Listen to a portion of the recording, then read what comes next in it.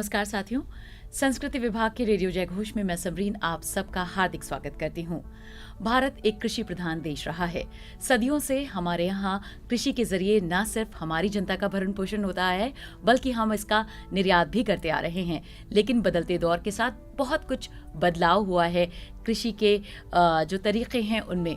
उस पर बातचीत करने के लिए हमारे साथ स्टूडियो में मौजूद है डॉक्टर बिजेंद्र सिंह जी, जो कि कुलपति हैं आचार्य नरेंद्र देव कृषि एवं प्रौद्योगिकी विश्वविद्यालय कुमारगंज अयोध्या से आप हमारे बीच मौजूद हैं। बहुत बहुत स्वागत है सर आपका। सबसे पहले मैं आपसे जानना चाहूँगी ब्रजेंद्र जी कि जो कृषि में बदलाव आया है, यानी कि जो तकनीकी इस्तेमाल होनी शुरू हुई है या जिस तरह के हम पेस्टिसाइड्स का इस्तेमाल करते हैं, क्या कुछ डिफरेंस आपको महसूस हो रहा है इसमें? देखिए, इसको जानने के लिए आपको 60 के दशक में जाना पड़ेगा, जबकि हमारी जनसंख्या बहुत कम थी।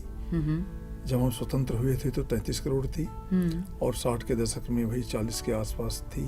फिर भी उस जमाने में हमें साल भर खाने के लिए अन्न नहीं थे। हरित क्रांति आई। आप देखते थे कि जब अमेरिका से गेहूं आता था उस जमाने में तो सीधे शिप से जो है जहां लोगों के पास चला जाता, उसी को हम कहते थे शिप टू माउथ। लेकिन आज जो है हम पिछले 2-2.5 सालों से जब कोरोना हुआ है, 80 करोड़ लोगों को प्रतिदिन हम भोजन दे रहे हैं। यही नहीं, हम अपने अन्न को विदेशों में भेज रहे हैं। ये परिवर्तन आया है और अभी भी हमारे पास पर्याप्त जो है अन्न का भंडार है। हम किसी चीज़ की कमी नहीं है। तो ये जो परिवर्तन आया है ये कृषि में तकनीकी से, हमारे जो कृषि वैज्ञानिक हैं, हमारे किसान भाई हैं, सरकार की नीतियां हैं और उन नीतियों का जमीन पर क्रियान्वयन जो सभी लोग मिलकर एक साथ किए हैं। कृषि एक ऐसा पहलू है, सरकार हो चाहे कृषि वैज्ञानिक हो, किसान हो, सभी एक प्लेटफार्म पर उनका उद्देश्य एक ही है कि हम कैसे कृषि से जुड़े लोगों को, जो गांव गरीब हैं, उनके जो है कैसे उनमें आमूल चूक परिवर्तन करें। उसमें सभी लोगों का उद्देश्य है। आप देखती हैं कि हमारे संविधान में कृषि जो है राज्यों का विषय है, फिर भी प्रदेश और राज्य जो हमारी फेडरल गवर्नमेंट है, जो केंद्रीय सरकार है, दोनों, किसी राज्य में कोई सरकार हो उससे कोई फर्क नहीं पड़ता, लेकिन कृषि में हम सब एक हैं और सभी एक साथ मिलकर हम अपनी योजनाओं को जो है जमीन पर दिखाते हैं। जब हमारे पास फर्टिलाइजर नहीं था, हम फर्टिलाइजर डाले, वैज्ञानिकों ने इस पर शोध किया और बताया कि कितनी मात्रा में डालना है। लेकिन कुछ ऐसे उसमें लोगों ने देखते गए कि नहीं, ये तो अगर 100 किलो पर ज़्यादा रिस्पांस दे रही है तो हो सकता है 150 पर और ज़्यादा दे, उसकी मात्रा को बढ़ाते गए। इसी तरह फसलों में कुछ रोग आए तो लोग जो दवाइयाँ छिड़कते गए, कहे कि तो रोग कंट्रोल हो गया, तो सोचे कि ज़्यादा दवाई छिड़क देंगे तो रोग आए ही ना। तो ज़्यादा ये ऐसा हर जगह नहीं हुआ, कुछ जगह हुआ और कुछ लोग ही किए इसको, लेकिन उससे क्या है कि उसके दुष्प्रभाव, इसीलिए दुष्प्रभाव लोगों पर आए। और दूसरी चीज़ ये है कि जब हम केवल नाइट्रोजन, फास्फोरस, पोटास ही, क्योंकि हमारी ज़रूरत थी, फिर हम मिट्टी के जांच नहीं कराते थे। हमें मानते थे कि नाइट्रोजन, फास्फोरस, पोटास के अलावा सारे तत्व उपलब्ध हैं। जबकि आपको बता दूं, पौधों के विकास के लिए 17 तत्वों की ज़रूरत पड़ती है और अगर एक तत्व भी कम है, वही हमारी फसलों की पैदावार को सुनिश्चित करता है। तो हम नाइट्रोजन, फास्फोरस, पोटास तो दे रहे हैं, लेकिन बाकी तत्व नहीं दे रहे हैं। तो बाकी तत्वों की जमीन में धीरे धीरे कमी होती गई। दूसरी चीज, हम साल में केवल एक फसल लेते थे, पहले कोई फसल लेते नहीं थे। अब साल में 3 फसल, 4 फसल, यहाँ तक कि 6-6 फसल ले रहे हैं। अगर नियंत्रित प्रोटेक्टेड कल्टीवेशन में आप देख रहे हैं 8-8 फसल तक ले रहे हैं। हम मल्टी स्टोरी फसल ले रहे हैं कि नीचे कुछ और फसल ले रहे हैं, बीच में कुछ और रहे हैं, ऊपर कुछ और फसल ले रहे हैं। इस तरह से परिवर्तन आप खुद स्वयं आप महसूस करती होंगी। ये सारे परिवर्तन कृषि में जो तकनीकी विकास हुआ है उसका ही परिणाम है और सरकार की नीतियों का, दोनों का एक जो है पैकेज है, दोनों के क्यूमुलेटिव इफेक्ट से है, जिसको हम कहते हैं, दोनों का जो है एक सम्मिलित प्रयास है कि आज ये परिस्थितियां आई हैं। लेकिन अभी 4-5 सालों से आप देखी हैं कि माननीय प्रधानमंत्री जी ने जब नारा दिया कि कृषि केवल अन्न उत्पादन ही नहीं रहेगा, कृषि का हमारा उद्देश्य हमारे किसान भाइयों की आमदनी को दोगुना करना है। जी, मैं यहाँ पर आपसे ब्रजेंद्र जी एक सवाल पूछना चाहूँगी। आपने अभी बताया कि जब आप अनुपात का सही इस्तेमाल नहीं करते हैं तो आपको दुष्प्रभाव देखने को मिलते हैं। जीन्स में जब आप बदलाव करते हैं, चाहे वो अनाज के जीन्स हो, चाहे सब्जियों के जीन्स हो, इस तरह की एक लोगों के अंदर भ्रम है या फिर मैं कहूँ कि डाउट है उनको कि इससे भी क्या उनकी सेहत पर कोई प्रभाव पड़ता है? नहीं, बिल्कुल नहीं। देखिए, हम जीन का इनकॉर्पोरेशन 2-3 तरीके से करते हैं।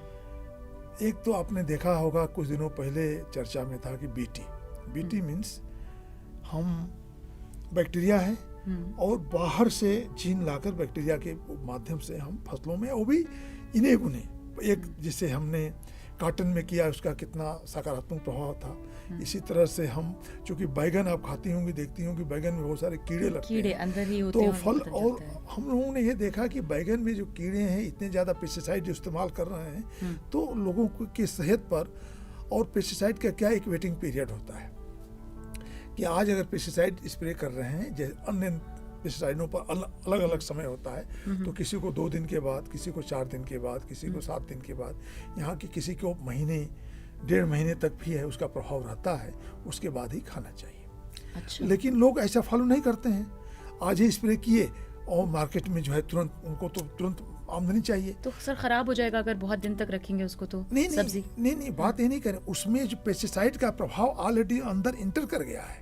हाँ। तो अगर वो इंटर कर गया है, अगर देखिए, इसीलिए हम कहते हैं कि उस दवा को कब इस्तेमाल करना चाहिए ये भी किसानों को बताया जाता है। तो जैसे इस दवा का इस्तेमाल हम शुरू की अवस्था में करते हैं, जब हम उसकी चाहे बीज की बुआई करने जाए, चाहे इसकी रोपाई करने जाए, ताकि फूल आते आते जो 1.5 महीना पूरा हो जाएगा। लेकिन किसानों में कुछ जानकारी भी नहीं है, कुछ उनको लगता है कि नहीं, जब हम उस समय कर रहे हैं अभी भी कर देंगे तो तुरंत हमको ज़्यादा फायदा मिलेगा। तो वो क्या करते हैं, फ्लावरिंग के समय भी उसी दवा का इस्तेमाल, जो कि सोइंग के समय, ट्रांसप्लांटिंग के समय करना है, उसको फ्लावरिंग के समय भी कर देते हैं, ताकि और तुरंत फ्लावरिंग के बाद और फल आने में समझिए कि अलग अलग फसलों में, अलग अलग प्रजातियों में अलग अलग होता है, तो अमूमन 15-20 दिन होता है या 8 दिन होता है, किसी किसी में 4 दिन भी होता है, तो उसके दुष्प्रभाव होते हैं। लेकिन अगर सही तरीके से जो वैज्ञानिकों ने जो उनको मात्रा सुझाई है, जो तरीका और कौन दवा कब तो कोई दुष्प्रभाव नहीं है। अच्छा, कोई दुष्प्रभाव नहीं है। फिर अंडरलाइन में कर रहा हूँ, जो आपने जीन की बात की, तो जीन क्या है कि देखिए, हमको पहले जब हमारी देसी प्रजातियां थी तो उनमें पैदावार कम होती थी, लेकिन जब हमको इसी कारण से अब हमको उसके प्रजातियां वही हैं, उसमें कुछ ऐसी हमने प्रजातियों से जीन लाकर उसमें परिवर्तन किया, ताकि उसमें मूल संरचना में कोई जो है इसमें बदलाव नहीं आया।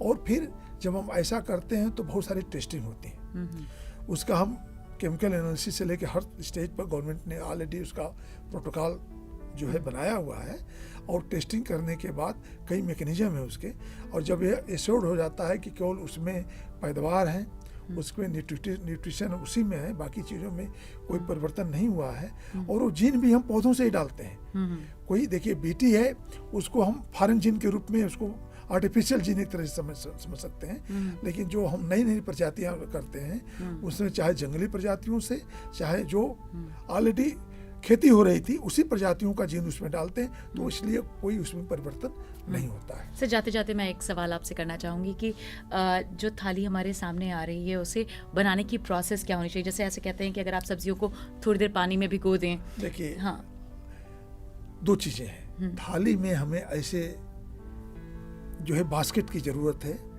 जिसमें पूरे जो है संतुलित, जो हम कहते हैं कंप्लीट भोजन, जो बैलेंस डाइट में क्या होता है, आपको कार्बोहाइड्रेट की भी ज़रूरत है, प्रोटीन की भी ज़रूरत है, और उसमें मिनरल्स की भी ज़रूरत है, उसमें विटामिन्स की भी ज़रूरत है, तो सारे चीज़ों का समावेश हो। ये तभी मिलेगा जब एक सप्ताह में कम से कम आप 15 तरह के सब्जियां या फलों का सेवन करेंगे।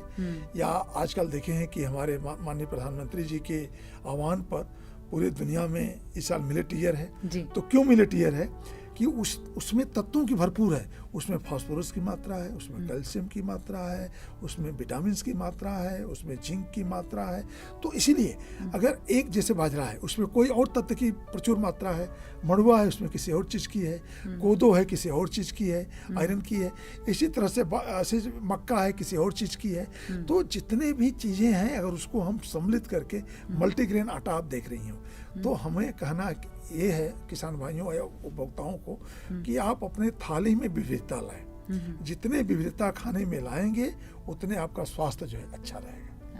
बहुत बहुत धन्यवाद डॉक्टर ब्रिजेंद्र हमारे साथ जुड़ने के लिए। तो आपने देखा कि आप जानकारी के साथ सही समय पर सही चीज़ों के इस्तेमाल से अपनी थाली को बैलेंस कर सकते हैं, उसमें न्यूट्रिशनल वैल्यू ज़रूर ऐड करें, फलों से लेकर सारी सब्जियों का प्रयोग करें जो भी मौसमी हैं, आपकी सेहत बनी रहेगी और हमारा मकसद भी यही है।